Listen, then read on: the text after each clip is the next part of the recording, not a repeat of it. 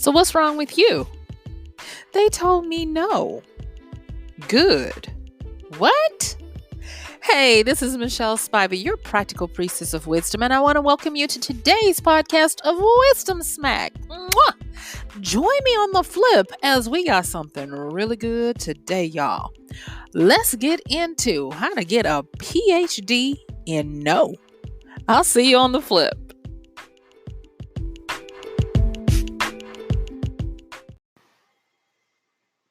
No. Boy, I tell you, me and that word, me and that word, we have a tumultuous relationship. And it has taken me most of my life to negotiate a truce with it. I can't even say to negotiate a truce. I can say that right now, our relationship status is harmonious. We're actually good. It was complicated for a while, but now we've moved into a good relationship because we have respect for one another. Now, all kidding aside, let me just get into this. And what I want to do today is I want to talk to you about how to start educating yourself in the artistry of no. And how I want to break it down is the first part. I want to talk about what it feels like and what are some wisdoms that we can use when we are on the receiving end of a no. And then in the latter part, I want to talk about what it feels like to be the one having to give the no. All right, so let's get into it. So the first thing I want to say is when you are on the receiving end of no, it quickly exposes your vulnerabilities and weaknesses because it's a rejection. Seriously, it just is. Think about what you're willing to do to avoid getting a no. I know for myself, when I was younger, I would go to the point of actually now I would say I was unwitting in this, but I would actually try to manipulate people so that I could always get a yes because I hated a no that much. It hurt. It scraped against the tender underside of my soul, and I wanted to do whatever I could to never have to meet or be in the company of no. And when I had to get down into it, and yeah, I'll be honest, doing some therapeutic work, um, I realized that it was a fear of and a despising of rejection, that I didn't want to be rejected. You know, I've talked about my karmic issues, and you can check that out on many of the podcasts. But I was brought up in my educational journey that there are 4 karmic issues that we face in this world, and they being rejection to resistance to life, meaning that you have a hard time committing to stuff and sticking and staying, and you're the complicated person, and they call it divine homesickness, where you're not, you could take this world or leave it. Some people even go so far as to call it the death wish, and then its cousin is um, self.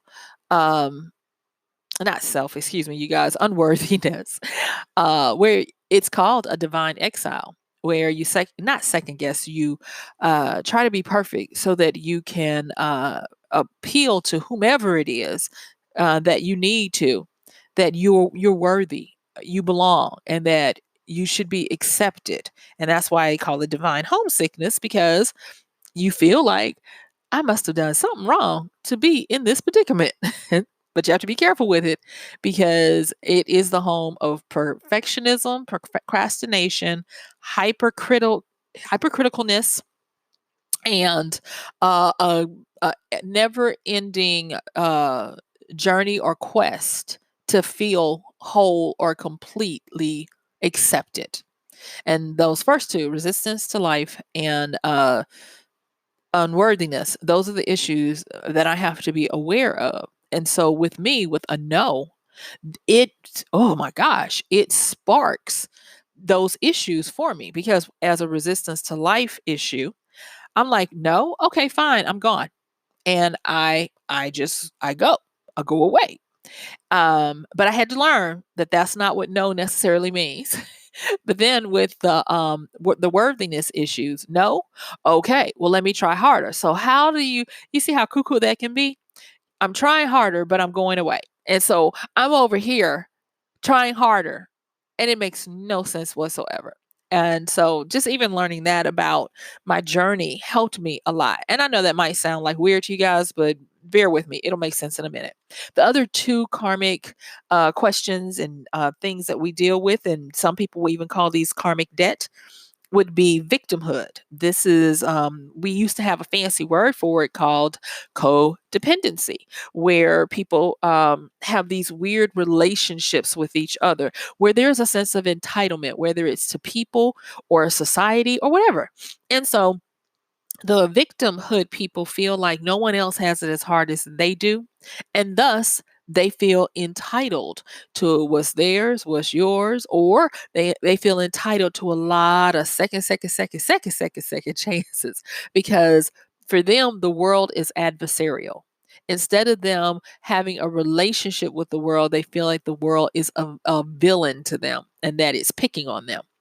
And then the other one is self identity. Tell me who I am. And this is the person who, kind of like the worthiness person, who is always trying to fill this void. This person is always trying to find their identity, but they try to find it externally because they don't feel like they have the ability to tell themselves who they are.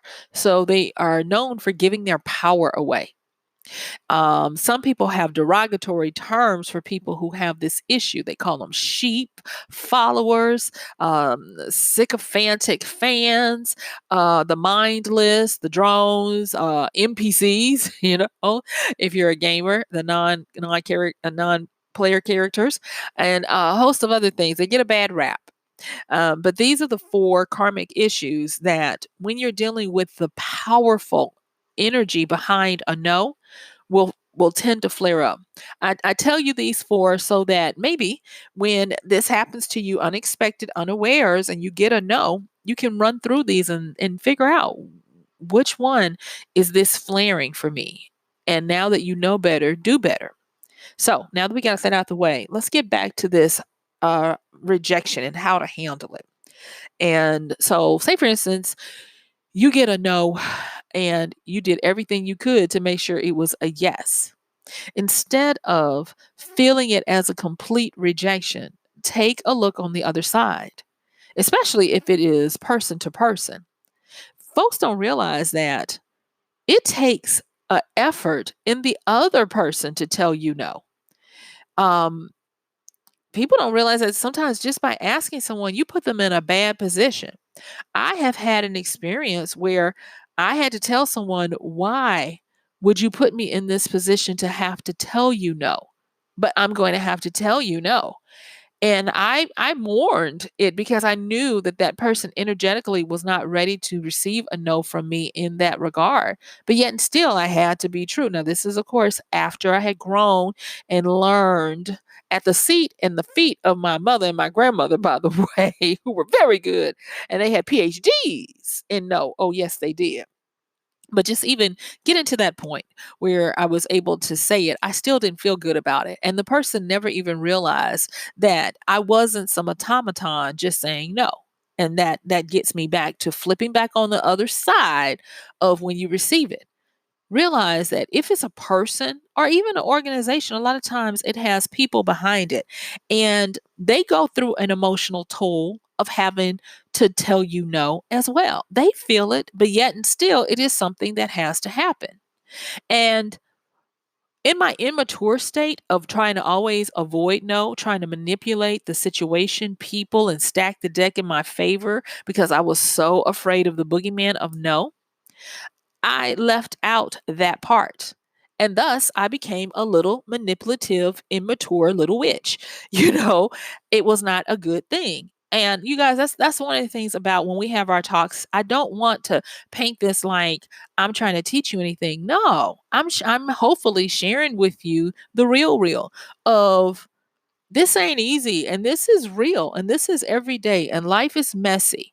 But we can have those sparks of divine intervention of wisdom And when I say divine, I'm not talking in a religious sense. I am talking about in a epiphany of a new awareness to be able to use it for our betterment. New tools, new weapons, however you want to phrase it. Okay. So anyway, getting back onto what I'm saying.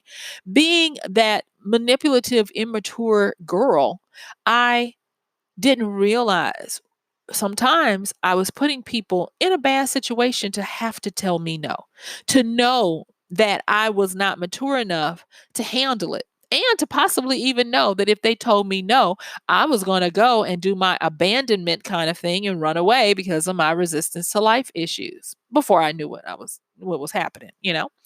And so there was manipulation to try to avoid no at all costs because I wasn't strong enough to take the medicine and the lesson to learn how to deal with rejection. And if that's you, please don't be that person. If you're aware of it now, please stop. Just deal with it. It's going to hurt. I wish I could tell you it wasn't. It's going to make you see yourself in a different filter, a different light, a different circumstance. And it's not necessarily going to be pretty, but do it. Get it over with so that you can grow and you can know that whatever, and I mean this, whatever you do, you're okay. So, moving on with that, the next thing I want to say about this handling of rejection is what if you did everything and you weren't trying to manipulate anyone? You know, you're not like me. God bless your little perfect soul. And let me not jest, but you did everything right. You jumped through the hoops, you obeyed the rules, you did what you needed to, and still you were rejected with a no. Maybe you applied for a job, went through the entire process, had been strung along, jumped through the hoops, made concessions, and they still told you no. Or maybe you were trying to go out for a grant and you were one of the finalists and you came up short because they told you no, or whatever it might be, getting into a school, or this one, having a budding romantic relationship, thinking that everything is going well, that you're doing the best you can at being the best you, only to be told no. When you work up the nerve to express your feelings and, say, can we take this to another level? Only to be told no. Oh, yeah. That no, oh my freaking gosh. That is the no that makes people cringe from 0 to 120 years of age. People hate that no, and for good reason, because that goes down to our primal. And our primal is what happens when people react in a negative way to who we truly are at that point in time. It's an indictment and a persecution that feels like nothing else. That rejection, that's the one that is the true boogeyman in the back of the closet underneath the bed, waiting for the lights to go off and the stillness of the night to take over so that it can gut punch you and mess you up. And yet, and still, we still have to be aware of dealing with the rejection and not trying to manipulate people so that we can get the yes we want. Okay. And because of that, I want to give you this wisdom smack. And that is when you get a no, face it head on, understand that the person, the group, or the issue, or the issuer of the no, that it took something in them, even though if they say it's not personal. Trust and believe that if they didn't choose you for the job and they showed immense interest in you, true interest in you, I'm not talking about if you got a form letter saying, unfortunately, you didn't get picked for this position. No, I'm talking about you went on the interviews, you did all this stuff, and you were still rejected, right? Understand that there are people behind those no's and that there was some skin in the game, unless they are completely a high functioning sociopath or a high level psychopath or narcissist. Okay. But for the most part, people do have an impact because the energy of no is very powerful and potent.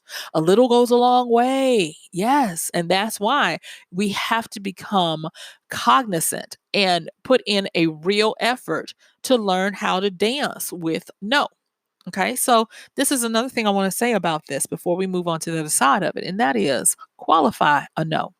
When you start dealing with the fact that this is not all about me, that this is not a one sided rejection, that somebody else on the other side had some skin in the game, but they were strong enough to go on and tell me a no. First and foremost, be thankful. I've gotten to this relationship part of no where when I get a no, I thank it. Thank you. And the reason why I thank a no is because a no gives me way more wisdom, insight, understanding, and tools, skills, and power than a yes will. Let me prove it. So when somebody tells you a no, I've had to learn because no has taught me this that no has many different complexions and fractals to it. And it wants me to seek out what type of no is this.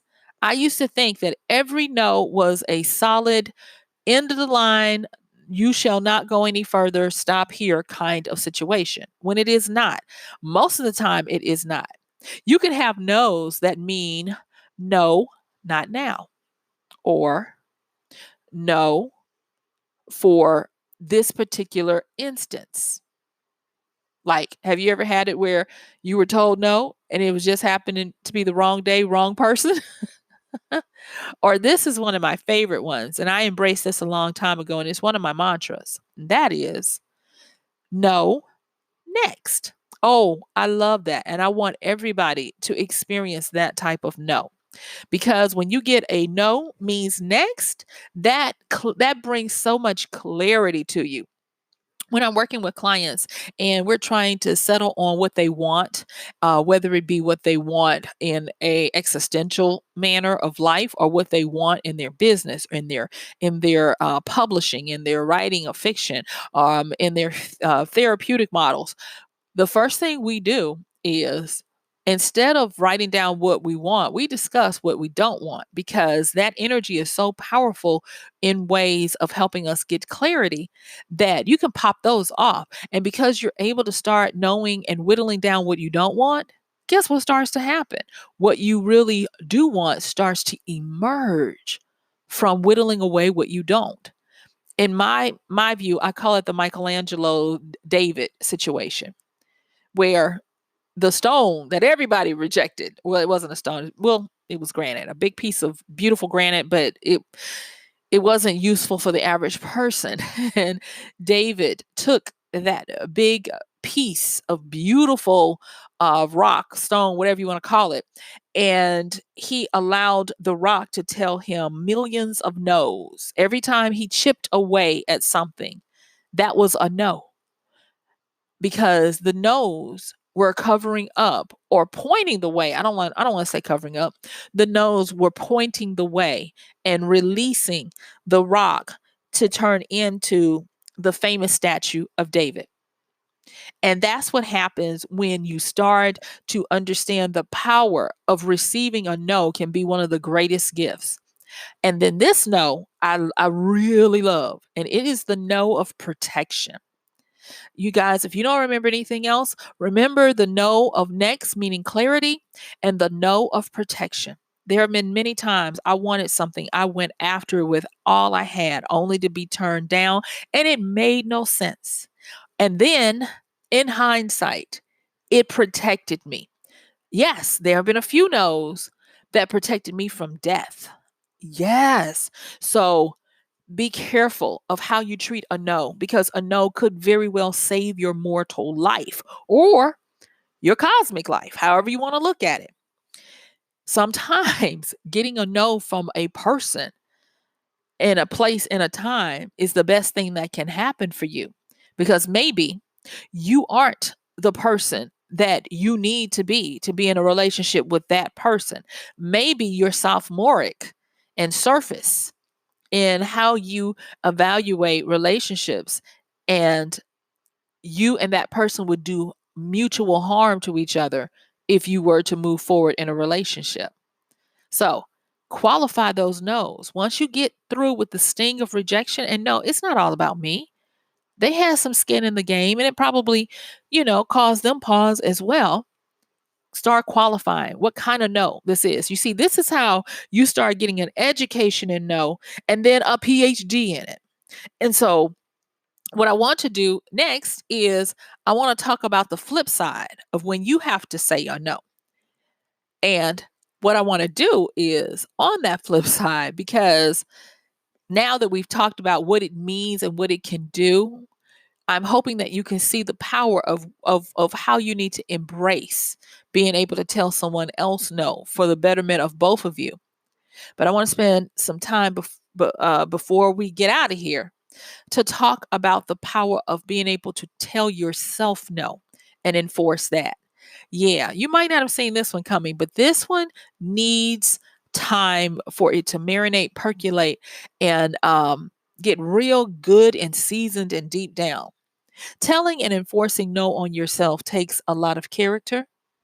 It takes a definition of boundaries, and it enhances the creativity that you need to find that you need to use to find workarounds and substitutions.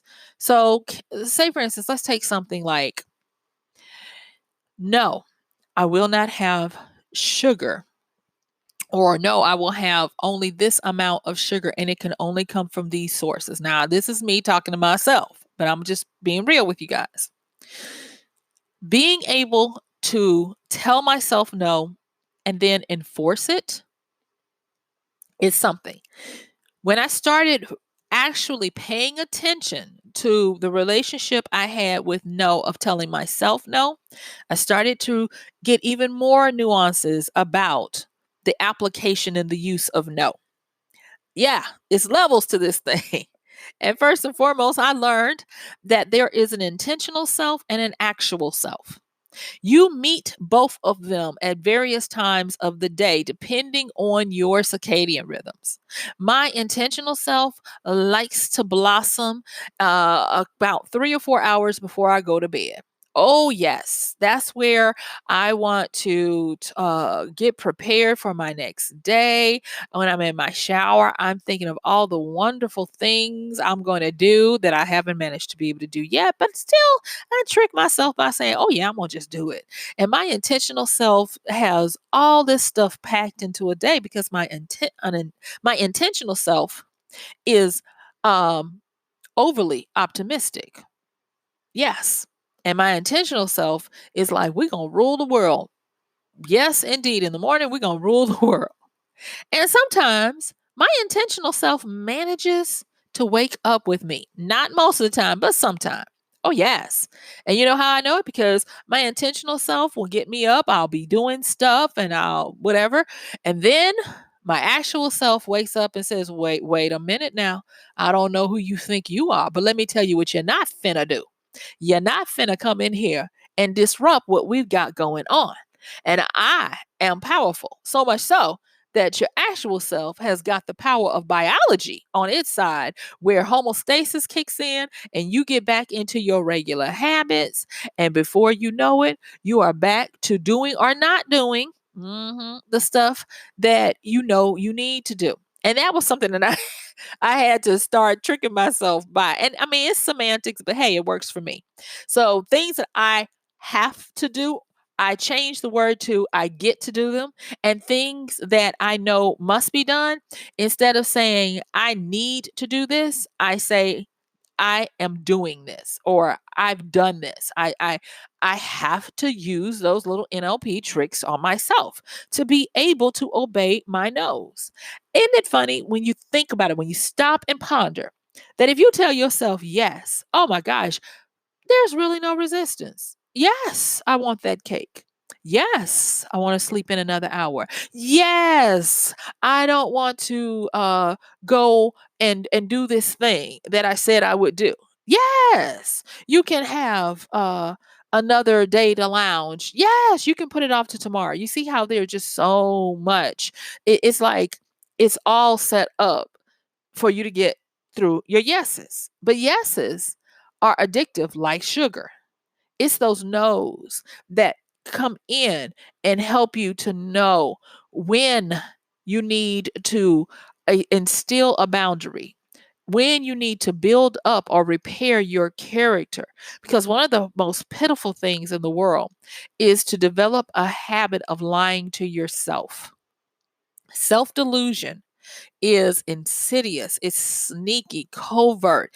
It is the bane of our existence because a lot of times we don't realize how much of a stronghold it has gotten in. And if you ever want to start rooting out self delusion, start telling yourself no and enforcing it on things like, no, I will not forget to take my trash out at night, so that when I hear the trash can truck coming, I'm sometimes running down the street to get them to stop with my can in my hand. Yes, that has happened. You guys don't judge me. But anyway, getting back to this, being able to enforce the no's that you tell on yourself are going to have great rewards. Rewards that, like being able to handle a no of rejection, you don't get to the point where you get into delusion. You don't manipulate yourself. Yes, yes, that can happen, people. You don't get to where you do everything you can to avoid it. You don't get into slothful behavior because that no has a firmness to it.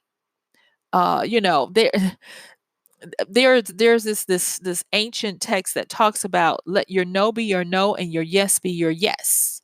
No wavering.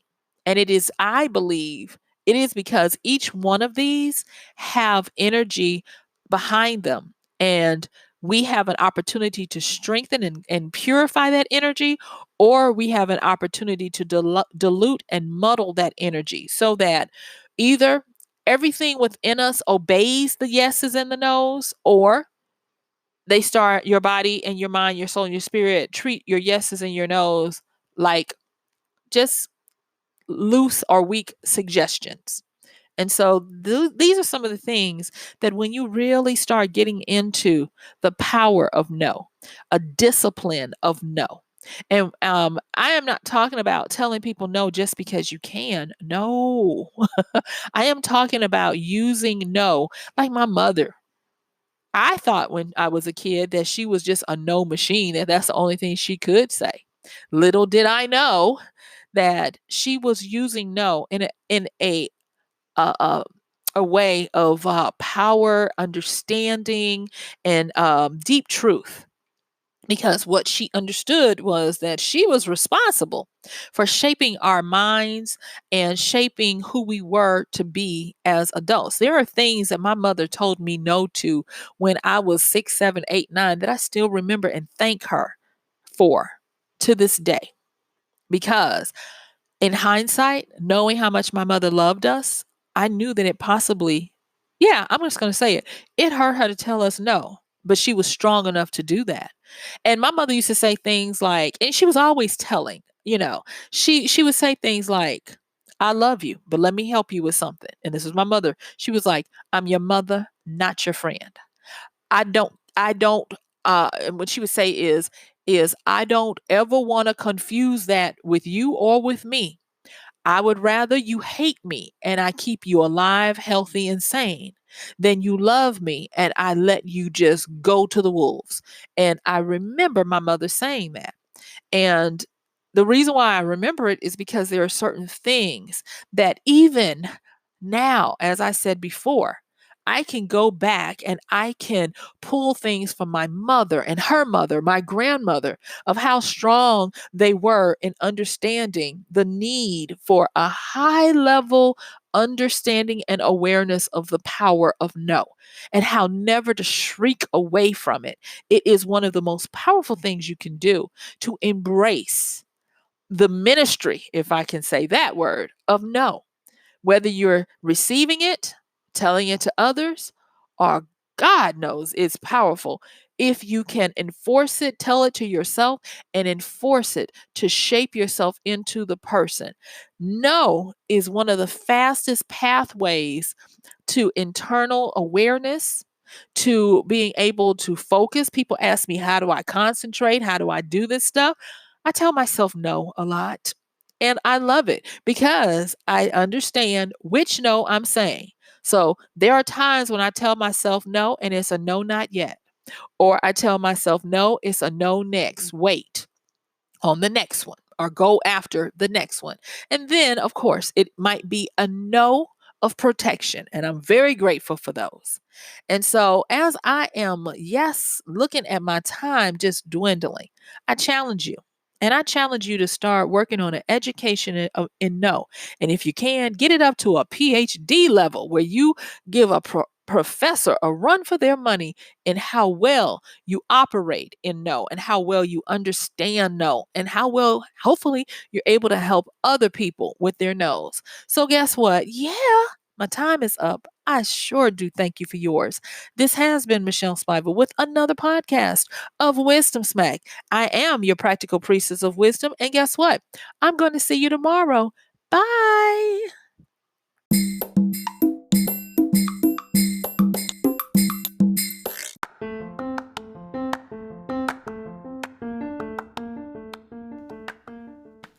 And that's going to do it for today's podcast of Wisdom Smack with Michelle Spiva. If you like this podcast, please help us get the word out. Like, comment, subscribe, and even share.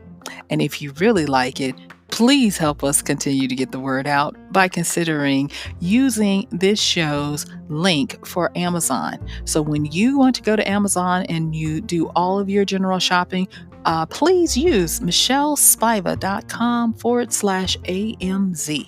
It's simple as that. It doesn't cost you anything extra, and this show might receive a little bit of commission that will go towards helping to further get these episodes out to you and to others. So thank you so much for listening. This has been Michelle Spiva with Wisdom Smack. Bye.